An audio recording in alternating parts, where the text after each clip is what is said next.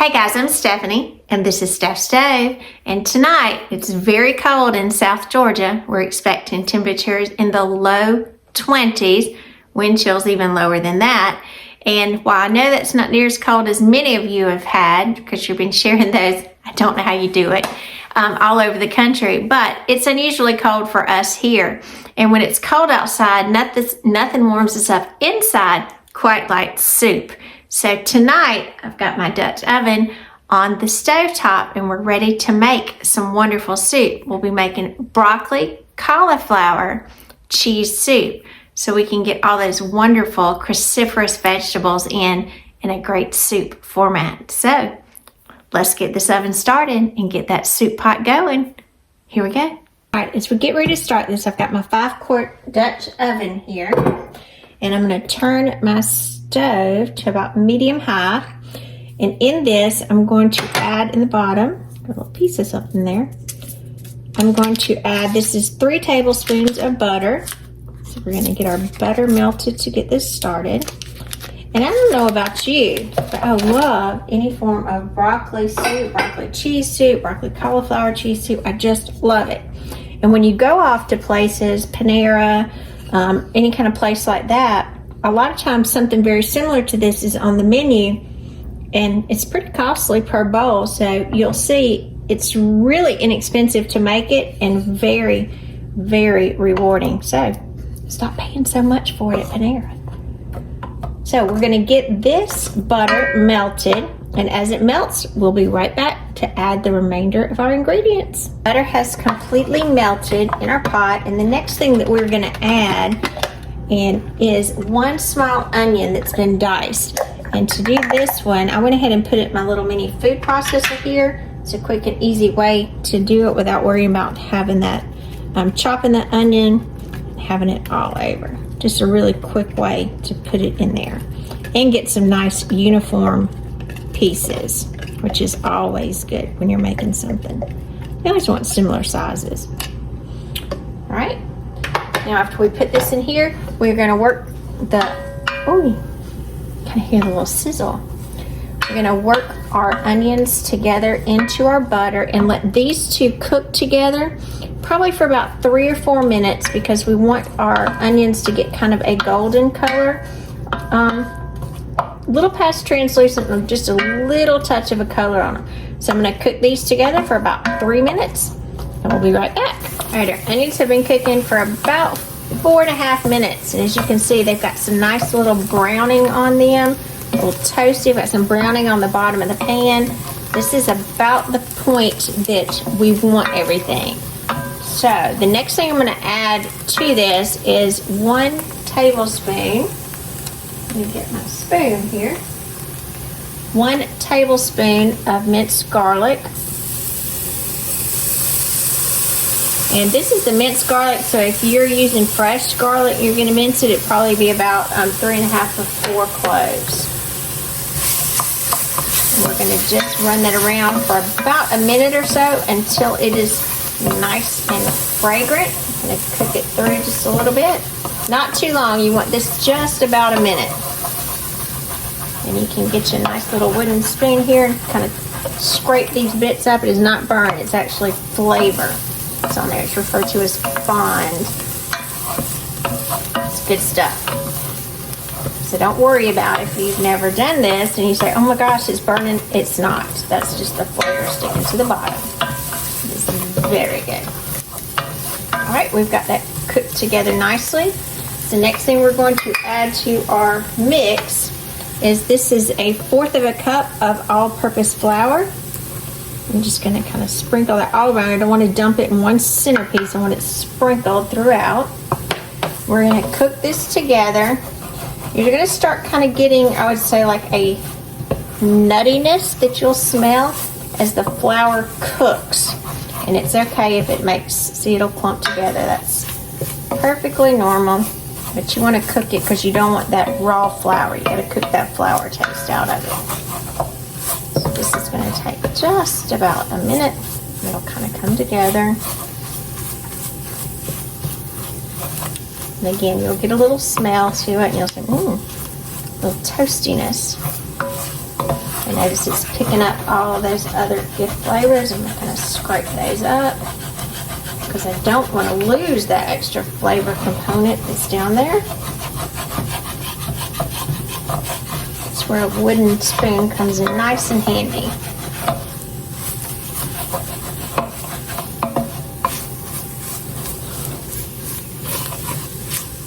Got a nice consistency now.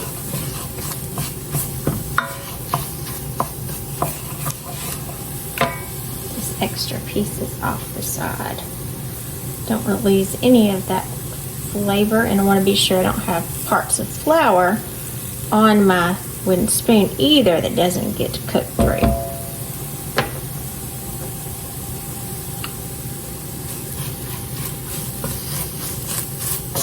Just a little tad longer.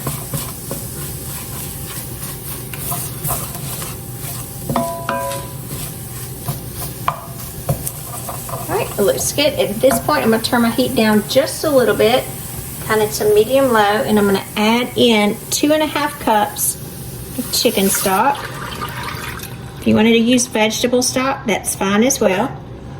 It will work perfectly well. This is a good time if you got any of those extra little pieces on the bottom. Kind of spend some time and make sure you scrape all that out. There's lots of flavor there, and you don't want to lose it. I'm going to switch to a whisk at this point so I can break up that flour.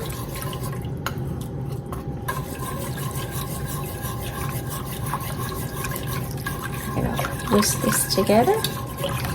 Let it cook down. You hear a lot of people probably when you're doing the flour like that, you're kind of making a little roux in there. Thicken it up.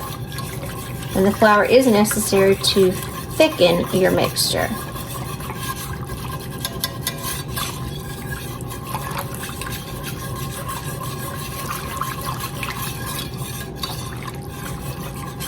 I'll be sure I don't see any parts, the little clumps of flour. I want those all broken down.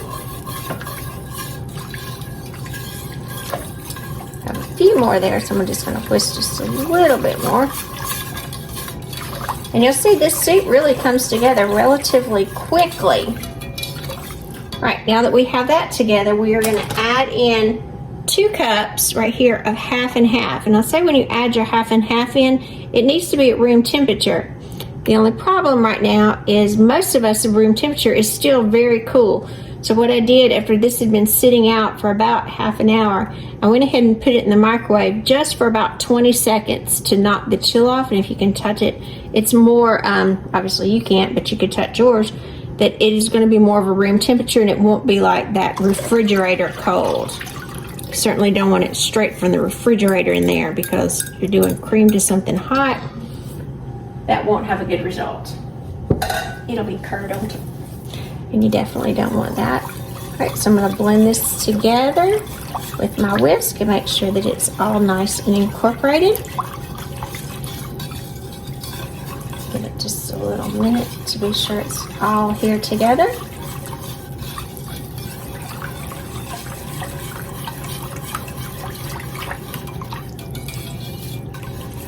So you got a nice incorporated amount, and at this point I'm going to get a spoon out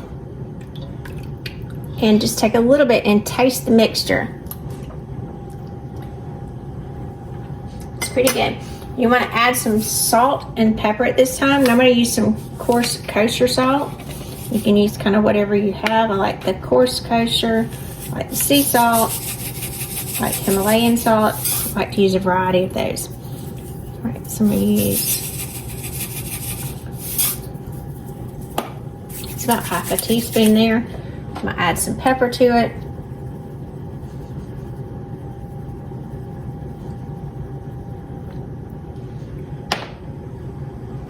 I'm going to give it a little whisk there again.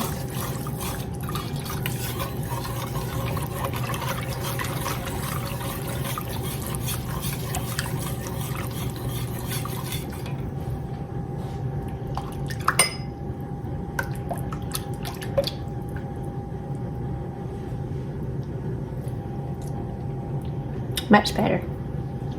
Much, much better. Alrighty.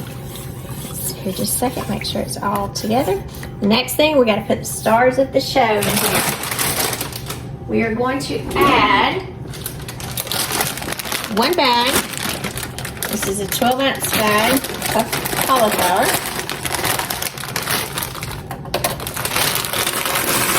Push that down in there. And I did not have a 12-ounce bag of cauliflower. I had a big one.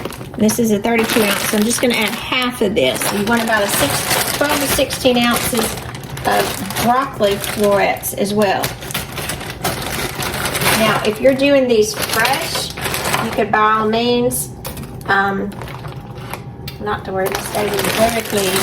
You could by all means do like one broccoli that you would put in there, about 2.5 cups is what you're going to use, the same way if you were using fresh cauliflower. A couple of cups is what you're going to use in there.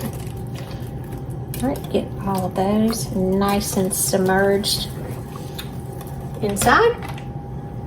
Next, for a little extra, because when we go off, we know this is added a little extra sweetness and a great way to get some extra vegetables in. This is 1 carrot that's been peeled, and I just shredded it. Add some nice color, a little sweetness, gets a little extra vegetables snuck in. Just delish. And work this together.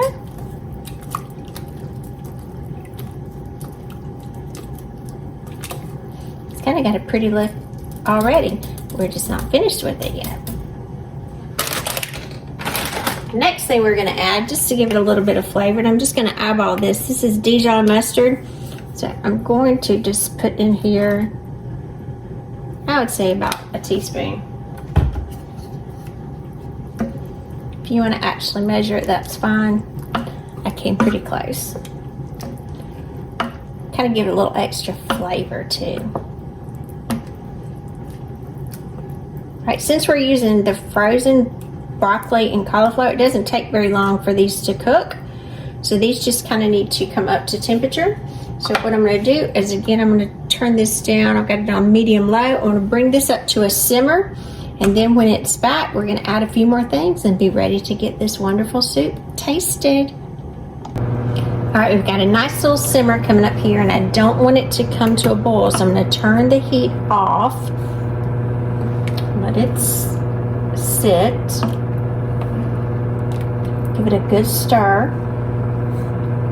I'm going to check it out one more time for seasoning.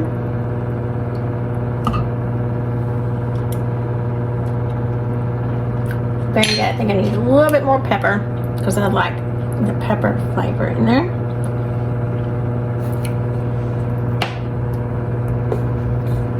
Run it right. Give it another little quick taste.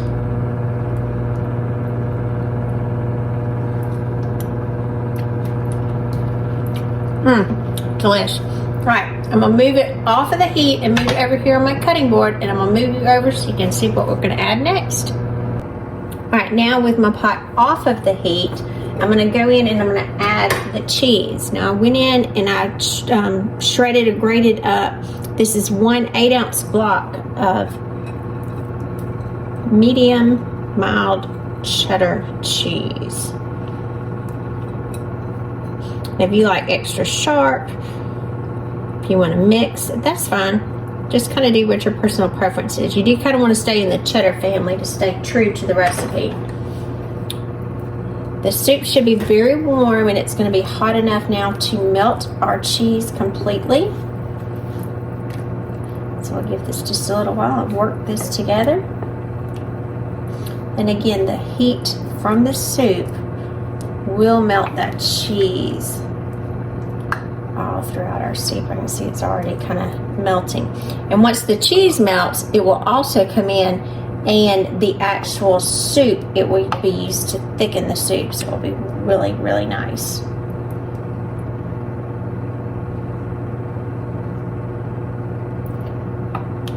Okay.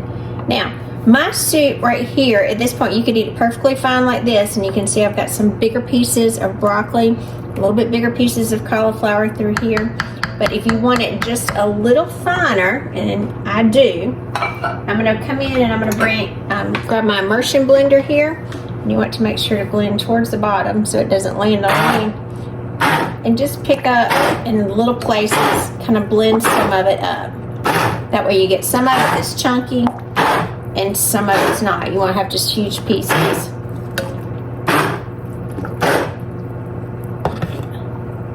That looks perfect, perfect, perfect.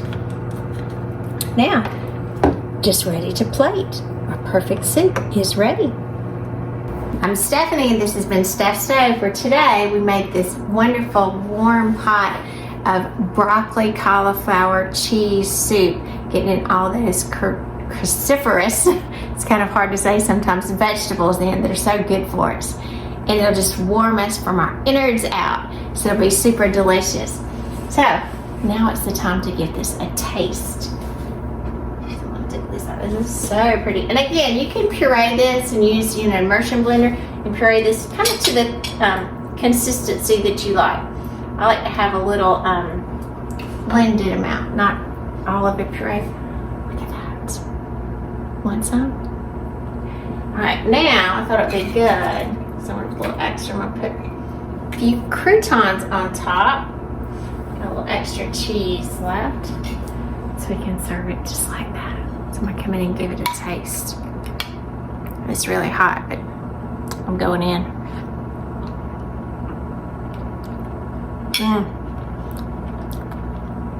Oh, so good. So much better than what you get off, because you can tell it's almost processed to a degree. We did use frozen broccoli and cauliflower, but it still tastes so fresh and delicious. Cheese is almost. And you can have a hint of sweetness from that carrot. Just good. Delish. So, remember, I'm Stephanie. It's been Steph's Stove. Give us a thumbs up. Click that subscribe button for more great content like this. Remember, Steph's Stove, we're making memories. One dish at a time. Thanks for watching. Have a great evening. Stay warm. Bye.